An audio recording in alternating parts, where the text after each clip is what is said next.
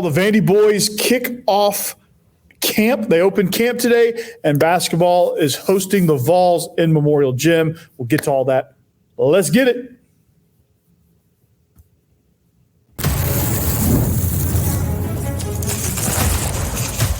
You are Locked On Vandy, your daily podcast on the Vanderbilt Commodores, part of the Locked On Podcast Network, your team every day.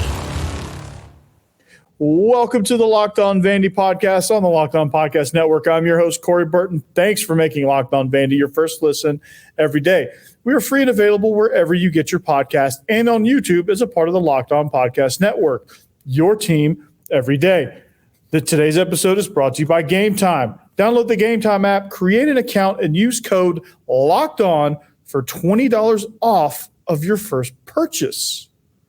So baseball season is officially here, and by officially, the defending SEC champs open camp today, and they are thinking Omaha. They're having Omaha thoughts, and I'm not talking about Peyton Manning's production company.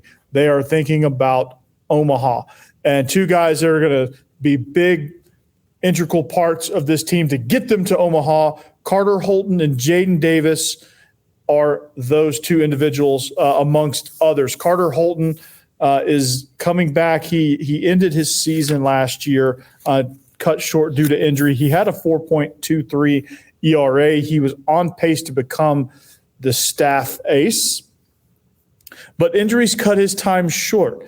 And it's a shame because he was absolutely dealing, right? And then he had some issues there with an ACL. So you've got a really good roster here for Vanderbilt, and it seems weird to say that this ball club was disappointed in being SEC champs, but they were disappointed in being SEC champs because they've got national title hopes, they've got Omaha hopes, and they fell short in the super regionals this past season. So they're going to look to improve on that, and they've got some really, really good pieces there, starting with Holton. Also, Jayden Davis, shortstop, transfers in from Samford, was an absolute stud there. He had a 30-game hit streak. He set the record for most hits in a season at Samford. He had a .625 batting average, and he finished third in the Southern Conference in all statistical categories, all offensive statistical categories. He's going to be a huge piece of this lineup. I mean, anytime you can get your shortstop to be a really good hitter, that's extremely valuable. Now, where he'll slot in, where Tim Corbin will slot him in the lineup, unsure. Probably going as frequently as he hits, probably going to be the leadoff guy because you always want your first guy to get on base, and he has a knack for doing that. So I would think he's going to probably be your leadoff hitter, maybe your two-hole hitter, or sometimes they get fancy and make some of your better hitters your ninth hitters, so that in innings where you have the wraparound of 8-9-1 or 9-1-2 or something like that, you always get kind of like three leadoff types most of the time when you have the ninth batter coming up in an inning. So defensively, he's great as well. I mean, he's going to be, like I said, he's going to be a big part of this Vanderbilt lineup, and very super excited to have him. So, and then Holton again is going to be the best is going to be one of the top pitchers in the country, if not just the conference. It's going to be a loaded conference, man. Ole Miss is going to be good. LSU is going to be good. Vanderbilt, of course. Georgia will be good. Florida's usually pretty good. Kentucky's decent enough to make things interesting.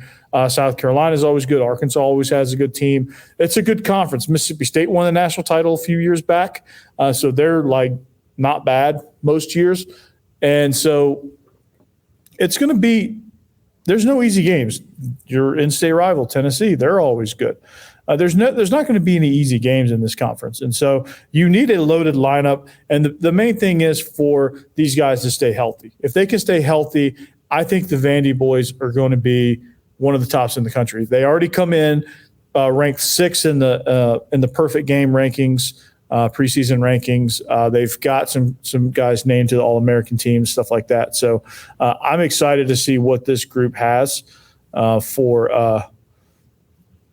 I'm thinking it's going to be Omaha or bust here. So I'm super excited about that.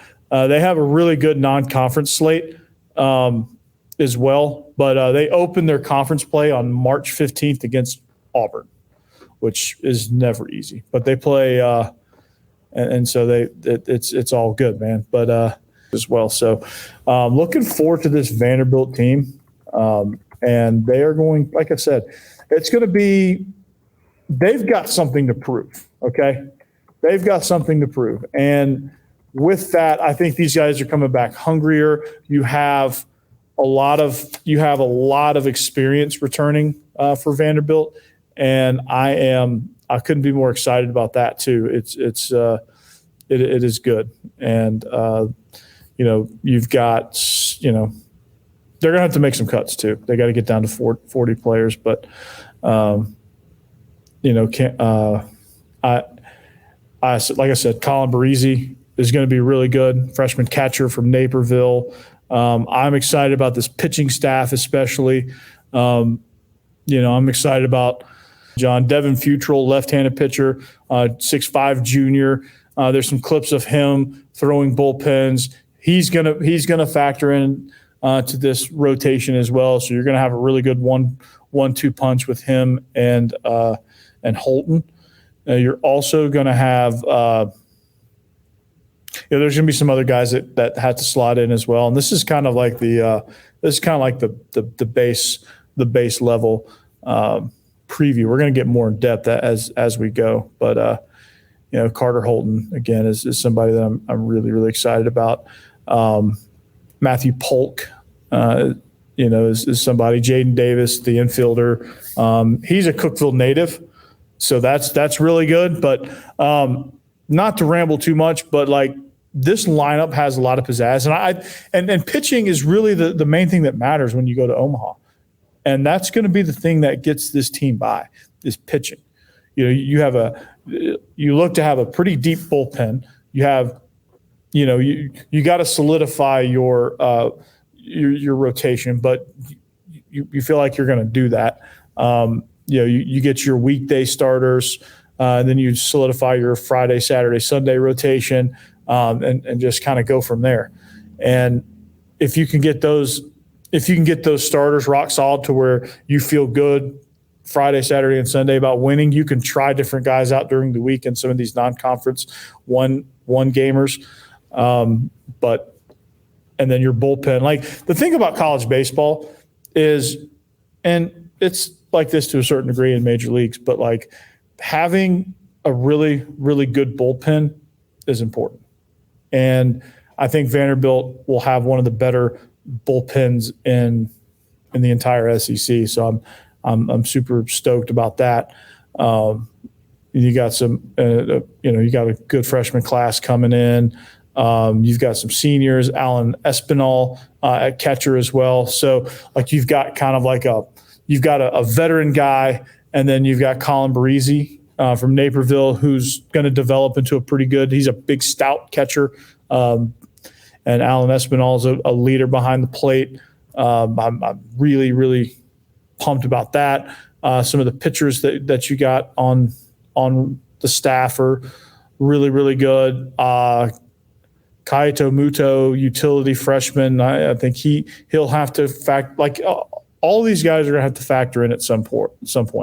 Braden Holcomb, Matt Austinfort are going to factor in. And some of your outfielders that they're going to. It's just all. It's all kind of all over the place, right?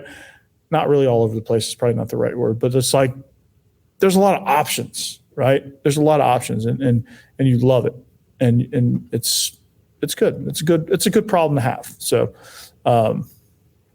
we're all set for baseball season. So a couple things to note about training camp. It is the first weekend is open to the public. Here's the training schedule right here. All right, it's open training session, so follow Vandyboys on X for more information. But you have training and scrimmages all 3 days this weekend. That last day should say January 28th, but that's Sunday morning. So you got Friday, Training starts at 3. The scrimmage will then follow at 4:45. Saturday, it'll be a morning session, 10:30, noon for the scrimmage. And then Sunday will be an early morning session, 8:30 for the training, 10 a.m. We'll kick off the scrimmage. So come support your Vandyboys. And it's like I said, it's going to be really, really good. And I'm super stoked that this Vandy team is going to be. It's going to be something special. And you can also go to vucommodores.com as well to find more information, parking maps, logistic-wise, what to do. So you're going to get to meet your team. You're going to see who does what, and it's going to be all good. So when we come back, when we get back here, this is what we're going to talk about. We're going to talk about the running backs. We're going to feature another pre-spring position group. New coach Gali Muhammad Langford, recently hired running backs coach from New Mexico State. We're going to see what he has in the cupboard coming to Vanderbilt, and we're going to talk about that, what we think they're going to accomplish and who's going to accomplish what. So stay tuned for that. This episode is brought to you by Gametime. So just think about this for a second. All right? What would you do? What could you do with an extra $100 in Vegas if you were there for the big game? What would you do? Would you buy yourself a great dinner? Would you blow it all in the casino? What would you do? Think about it. So, as you think about it, just realize this. Gametime is a fast and easy way to buy tickets for all sports, music, comedy, and theater events near you. Right now, all users get $100 off when they buy a big game ticket with code VEGAS100. With killer last-minute deals, all-in prices, views from your seat, and their best price guarantee, Gametime takes the guesswork out of buying tickets. So there's a lot of things you can go to. You can find last-minute tickets, flash deals, zone deals. The tickets are easy to find. They're easy to buy. 2 clicks, that's it. You get the lowest price guarantee. You get view from all seats in the venue, event cancellation protection, all of that stuff. So Gametime is the only ticketing app that gives you complete peace of mind with your purchase. Again, it's always good to know that you can see the view from your seat before you buy, so you know exactly what to expect when you arrive. That takes a lot of the stress out. You can buy tickets in seconds with 2 taps. And they show you your price totals up front. So you have all-in prices, so you know you're getting a great deal before you check out. They're obsessed with finding ways to help you save money on tickets. Gametime has deals on tickets right up to the start of the event and even an hour after it starts. It's a place to find last-minute seats. So find exclusive flash deals and sponsor deals on your tickets for football, basketball, baseball, concerts, comedy, theater, and more. With zone deals, you pick the section, Gametime picks the seats. You have big-time savings because of that. And Gametime guarantee means you'll always get the best price. If you find tickets in the same section and row for less, Gametime will credit you 110% of the difference. That's awesome. So take the guesswork out of buying tickets with Gametime. Right now, all Gametime users get $100 off a big game ticket with code VEGAS100. Terms apply, or download the Gametime app. Use the code VEGAS100 for $100 off a big game ticket. Or if you're not going to the game, use code LOCKEDON. That's LOCKEDON for $20 off your first purchase. Download Gametime today. Last minute tickets, lowest price, guaranteed.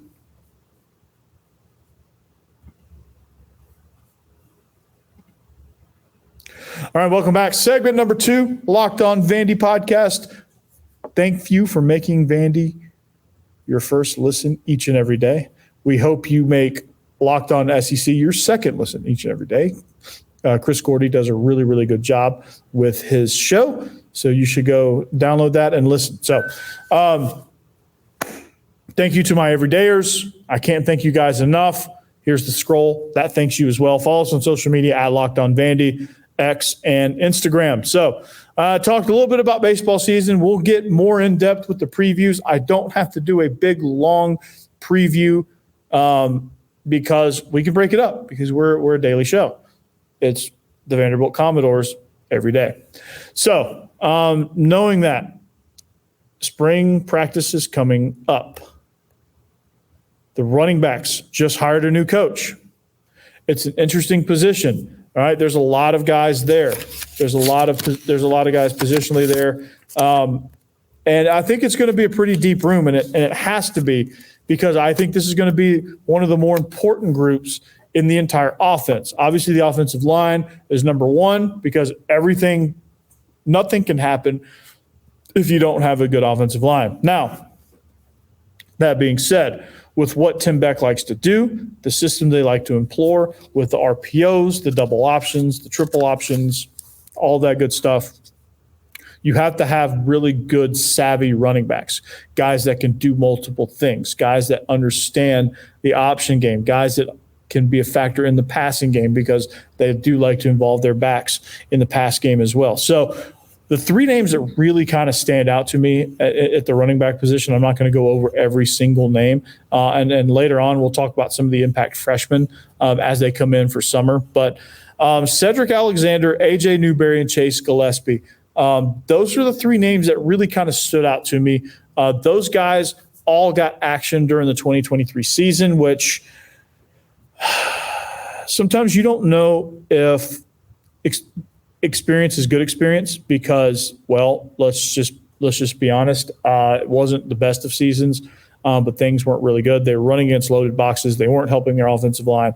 But something that will improve, obviously, with the scheme is that I think the offensive linemen will have a little bit easier of a time, because it's not so predictable. You know what I mean? Like, I think there was a lot of times where opposing defensive coordinators were calling the perfect blitz, and that the perfect blitz doesn't exist unless you are predictable on the other side of the ball. So that being said, I think you're going to see a little bit less of that. Now, are they going to rush for are they going to be 2,000-yard rushers? Are they going to all of a sudden lead the country in rush yards per game? Probably not, but they will certainly improve. And this will help their record. This will help their time of possession. This will help the defense. And everything kind of goes off of – it's all complementary, right? So if you have a good run game, you're going to have a good pass game. If you have a good pass game, you're going to keep the ball. If you keep the ball, you chew up clock. You chew up clock, your defense rests. Your defense rests, they're fresh.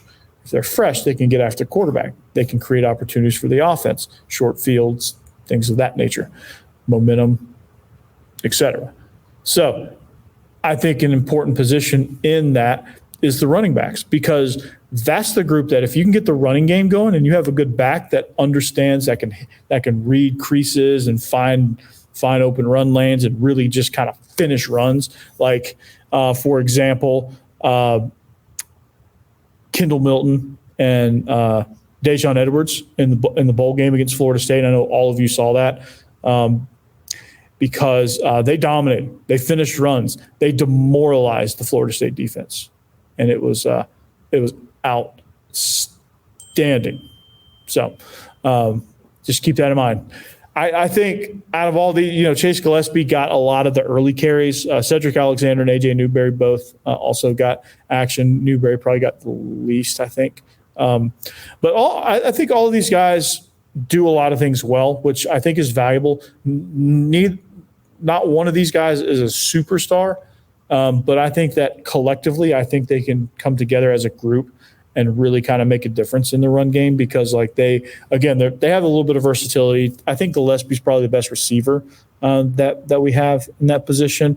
Cedric Alexander's probably kind of the best overall guy, and I think Newberry kind of just slots in kind of in between. But I think if you have three guys that are healthy that can run, that's extremely valuable.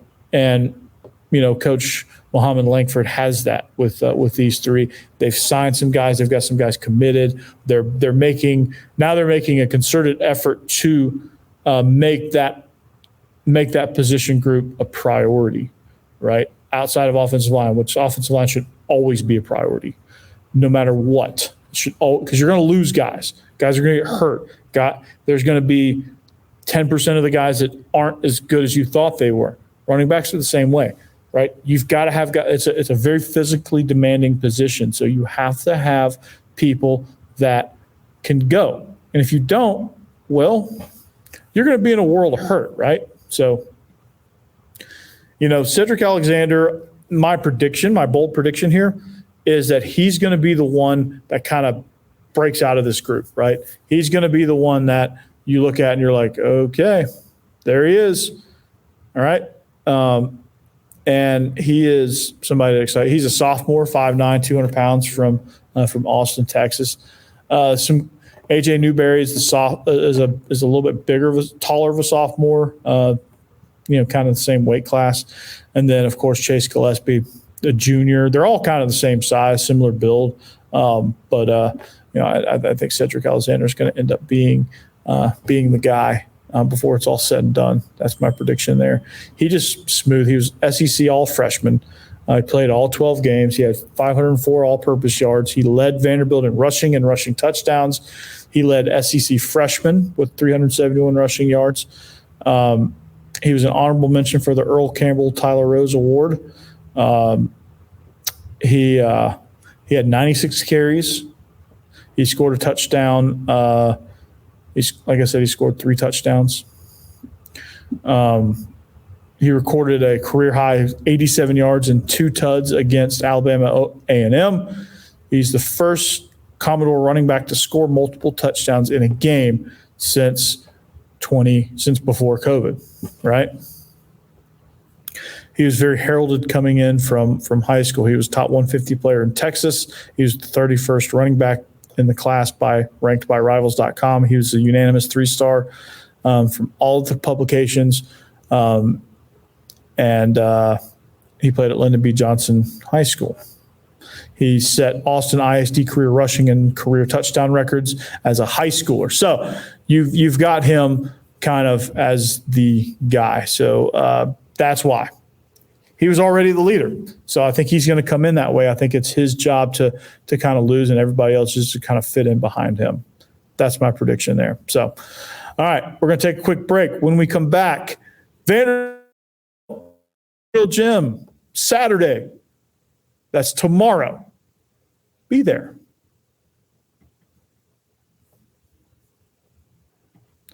All right, this episode is also brought to you by FanDuel. The NFL playoffs are in full swing, and we're down to the Final Four, actually. So there's still time to get on the action with FanDuel, America's #1 sports book. Right now, new customers get $150 in bonus bets guaranteed when you place a $5 bet. That's $150 in bonus bets, win or lose. The app is so easy to use. There's so many different ways to bet. You can do same-game parlays. You can use the Explore tab and find some bets. You can make a parlay in the Parlay Hub. That's usually the best and most popular way to find parlays. You can do the standard spread, money line, over-under as well if you just want to be basic. So visit FanDuel.com/lockedon. Make your first bet a layup. FanDuel is the official partner of the NFL.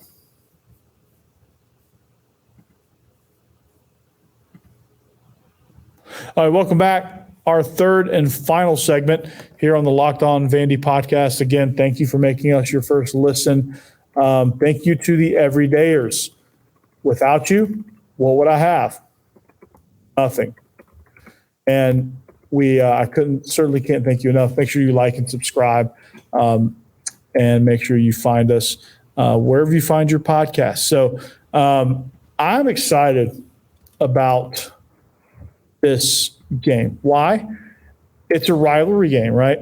So what happens is in a rivalry game, you have guys that are going to play extra hard. Last year, this game was a buzzer beater. All Tennessee fans, I went on the Vol and Out podcast. Those guys, they all remember that. And for good reason. Vanderbilt won on a buzzer beater. So, to be honest,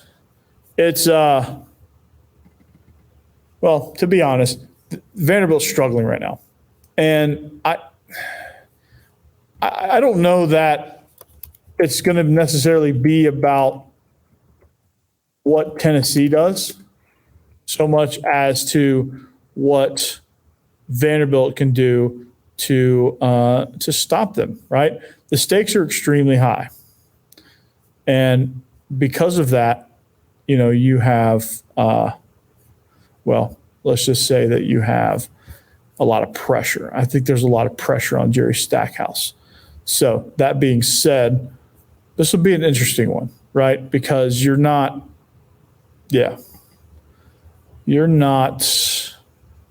looking good. So, one name to be kind of looking out for, Dalton Knecht. I think that's how you say his name. He's been a consistent scorer for Tennessee. He's going to give you double digits every single time. He's been on fire lately, and he's got efficient 27.2 points per game. But he's somebody that they're going to have to stop. So I think he's kind of the key guy for them, for Rick Barnes. I think watching Tennessee a little bit, they do a lot better at just kind of moving around and setting screens and getting themselves open and creating shots. Something that I've been saying Vanderbilt should do for a long time. Jonas Adu and Zakai Ziegler also is a duo that's really good moving. Ziegler's averaging 15.2 points per game and 6.4 assists. Adu is averaging 16.2. So this team can really score the basketball. And what Vanderbilt's going to have to do, and luckily they are playing at home for this one, this could be, if they can win this game, it might give them some positive momentum to finish out the season. I mean, I know a lot of people are say what you want about Jerry Stackhouse, but like this game, if it gives you momentum, you just want to win ultimately. I don't think it necessarily matters who the coach is or who you want the coach to be. You just want them to win. And if they can win, that's a plus. And so with Tennessee, what you're going to have to do is, like I said, those guys do a really good job of scoring. Their team does a really good job at creating open looks, moving the ball, pushing the ball down the court. On the defensive end, they make it difficult for you. They force you to kind of play from behind the arc. They rebound well. They're just a really well put together team, and also streaky though. So with that comes the streakiness. And if Vanderbilt wants any chance of winning this game, when Tennessee goes into a cold streak, which is likely to happen, judging from the Vol and Out podcast guys, they made extra mention that they are also indeed a streaky team. When they hit a cold streak, it cannot coincide with a Vanderbilt cold streak, because Vandy, if they're going to take advantage of this, they have to nab the momentum when Tennessee and create and get on the correct end of the 10-2 runs or the 12-0 runs. Vanderbilt's been on the wrong side of those all season long because they can't shoot.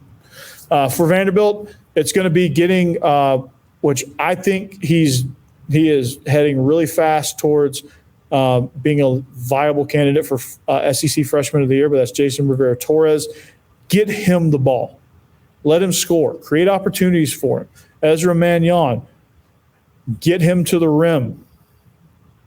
Get rebounds. Find a way to operate without an interior game, right? Find a way to communicate on the defensive end so that Tennessee is not having open shot after open shot after open shot. Eventually, it gets really difficult to miss open shots, right?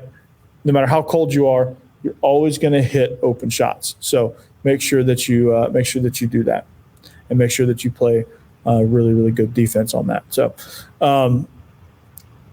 But my prediction is Tennessee's going to cover the spread, and that's my prediction. But unfortunately, that's the truth. But this Vanderbilt team's just got to find a way. If they can find a way, they can do it, and that is very symbolic of where we're at on this show. I'm at school. Those are sensors. So this is going to do it for us here on the Locked On Vandy podcast, on the Locked On Podcast Network. Thank you for being a part of what we do. And we'll see you back here Have a great weekend. We'll see you back here Monday. Until then, anchor down.